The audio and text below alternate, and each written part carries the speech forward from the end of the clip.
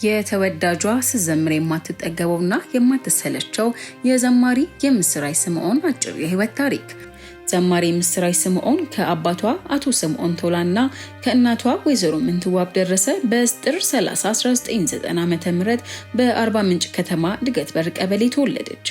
የምስራች እድሜዋ ለትምህርት ሲደርስ ከ1998 እስከ 2005 ዓ.ም ድረስ የአንደኛ ደረጃ ትምህርቷን በኩልፎ ሙሉ አንደኛ ደረጃ ትምህርት ቤት ተምራ ያጠናቀቀች ሲሆን ሁለተኛ ደረጃ ትምህርቷን ከ2006 እስከ 2007 ዓ.ም በአባያ ሁለተኛ ደረጃ ትምህርት ቤት ተከታትላ የማትሪክ ማለፊያ ውጤት በማምጣት ወደ አርባ ምንጭ መሰናዶ ትምህርት ቤት በመግባት ትምህርቷን አጠናቀቀች።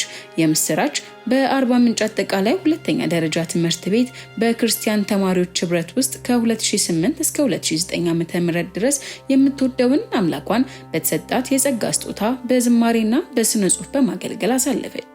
የምስራች ወደ ከፍተኛ የትምህርት ተቋም የሚያስገባትን ውጤት በ2009 በማስመዝገብ ወልቂጤ ዩኒቨርሲቲ በመግባት የቲያትሪካል አርት ትምህርት ለ3 ዓመታት ተከታትላ በመጀመሪያ ዲግሪ ተመርቃለች።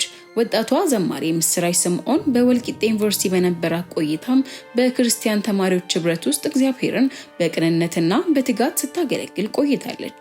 የምስራች ከዩኒቨርሲቲ ተመርቃ ከወጣች በኋላ በነበራት ልዩ መንፈሳዊ ስጦታ በዝማሬ ስታገለግል ብትቆይም በስራ አጋጣሚ ወደ አዲስ አበባ ባቀናችበት ወቅት የዘማሪዋን ልዩ ክህሎት የተመለከቱ ሰዎች ዘፈን እንድትዘፍን ግብዣ ቢያቀርቡላትም በተሰጠኝ የጸጋ ስጦታ ዘምራለሁ እንጂ በፍጹም አልዘፍንም በማለት የዓለምን ግብዣ በመናቅ ለሌሎች አርአያ መሆን የቻለች ሴት ናት። ተወዳጇ ዘማሪ የምስራች ባደገችበት በኢትዮጵያ ወንጌላዊ መካነ ኢየሱስ ቤተክርስቲያን በአርባ ምንጭ እናት መካነ ኢየሱስ ማህበር ምዕመናን ከልጅነት ጀምሮ በሰንበት ትምህርት በእግዚአብሔር ቃል ሙላት እያደገች ሲሆን በዝማሬ አገልግሎት ከልጅነት ጀምሮ ስታገለግል ቆይታለች። የምስራች ባደገችበት ማህበረሰብ በብዙዎች ዘንድ የምትወደድ፣ ቤተሰቦቿን በቅንነት የምትታዘዝ፣ ታላላቆቿን የምታከብር፣ ከሰዎች ጋር ለመግባባት ጊዜ የማይወስድባት፣ በሄደችበት ሁሉ ሰዎችን በፈገግታ የምትቀበል ሳቂታና ተጫዋች ልጅ ነበረች። የምስራች ልበሰፊ፣ ለሰዎች መልካምን ነገር የምትመኝ፣ የተቸገሩትን የምትረዳ፣ የሰዎችን ሸክም የምትሸከም፣ ቅንና የልጅ አዋቂ ልባም ሴትም ነበረች።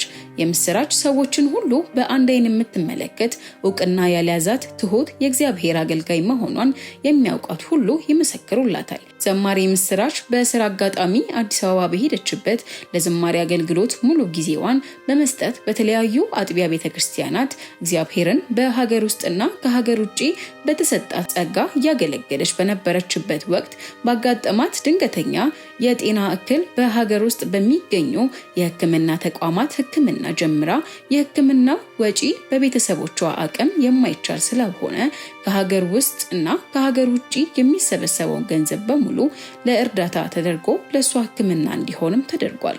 በተሳካ ሁኔታ ወደ ሀገሯ ተመልሳ የረዳትንና ድንቅ ያደረገላትን እግዚአብሔርን ቤተሰቦቿና ወዳጆቿ በጋራ ሲያመሰግኑ ታይቷል። እግዚአብሔርን ብዙ የማገልገል ጉጉትና ፍላጎት የነበራት እህታችን የምስራች የማይብራራ ማንነት አለ የተሰኘ ዝማሬ በመስራት የእግዚአብሔርን ታላቅነት አውጃለች። በዚህም ዝማሬ ብዙዎች ተባርከዋልም ተጽናንተዋልም።